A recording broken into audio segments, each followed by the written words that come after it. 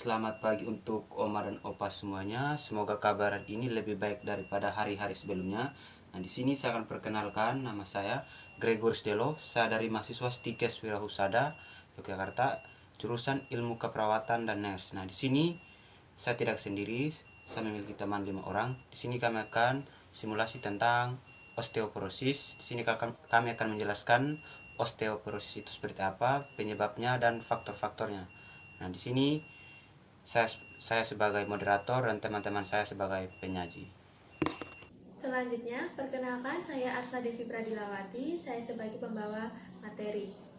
Pada wanita lansia, kadar estrogen yang menurun drastis setelah menopause jadi salah satu sebab mengapa osteoporosis rentan menyerang. Sementara pada pria, hal ini disebabkan oleh berkurangnya kadar testosteron. Kedua hormon ini berperan penting dalam proses pembentukan dan pemecahan tulang. Alasan kenapa lansia sering terkena osteoporosis yaitu tulang manusia beregenerasi dengan cepat dalam kondisi padat dan kuat. Nah, semakin bertambahnya usia, tulang yang lama dan tidak segera tergantikan dengan tulang yang baru tidak akan tumbuh.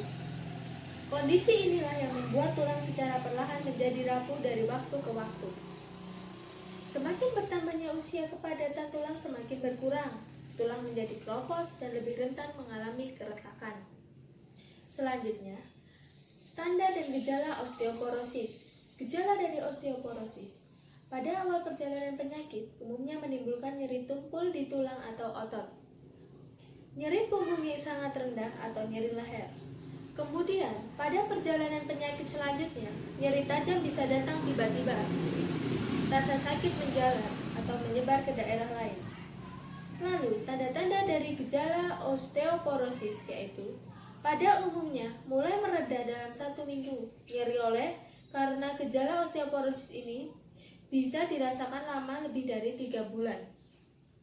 Gejala dan tanda yang lain diantaranya yaitu gusi menyusut, kekuatan genggaman melemah, kram, nyeri otot, dan nyeri tulang. Tinggi badan berkurang, kuku mudah patah, serta kebugaran tubuh berkurang. Perkenalkan, nama saya Maria Goriti Karitas Jalalu. Saya sebagai pembawa materi. Di sini saya akan menjelaskan tentang faktor risiko yang tidak dapat dimodifikasi.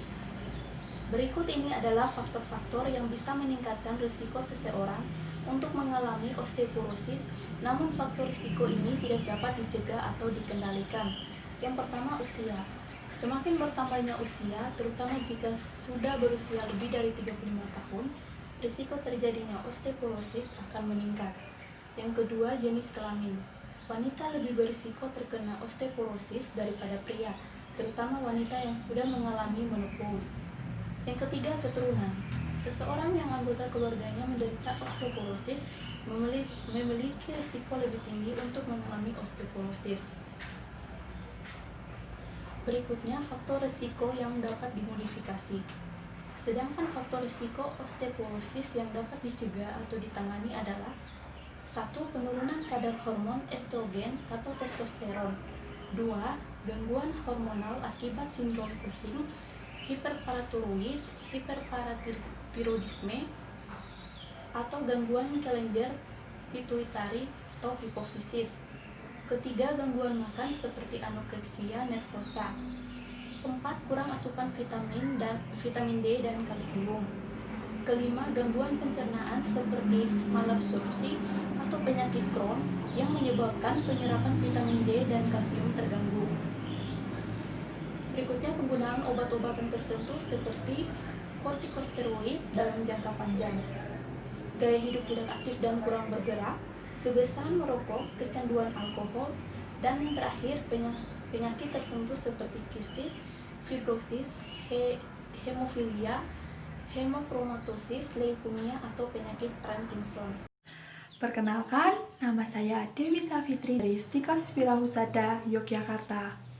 Nah, selanjutnya saya akan melanjutkan materi dari IJE, yaitu tentang cara mencegah osteoporosis dan makanan yang mencegah osteoporosis.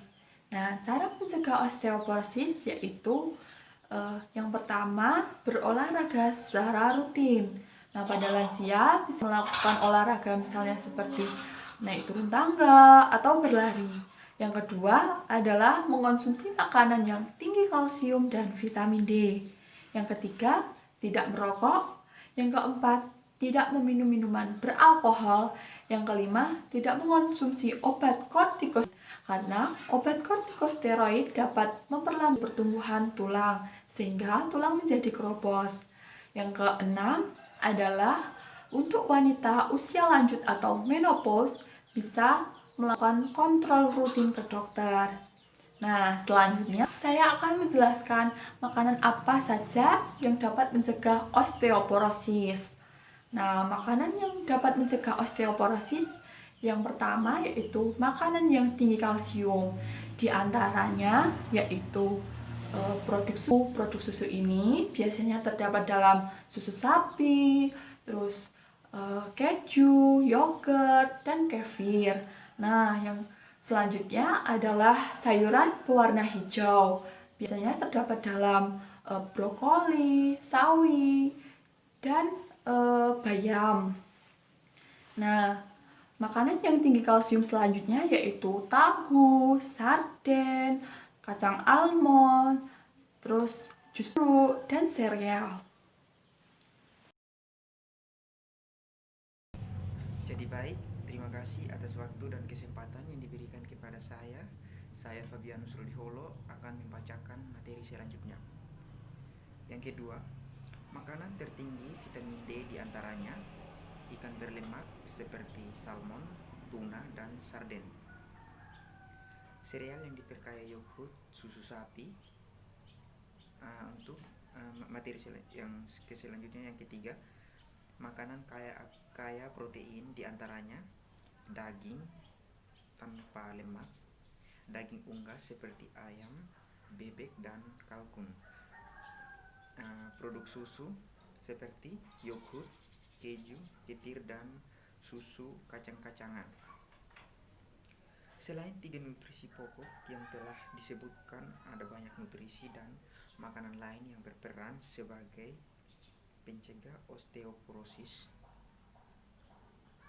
seperti magnesium, zinc, tembaga, zat besi, vitamin A, dan vitamin C.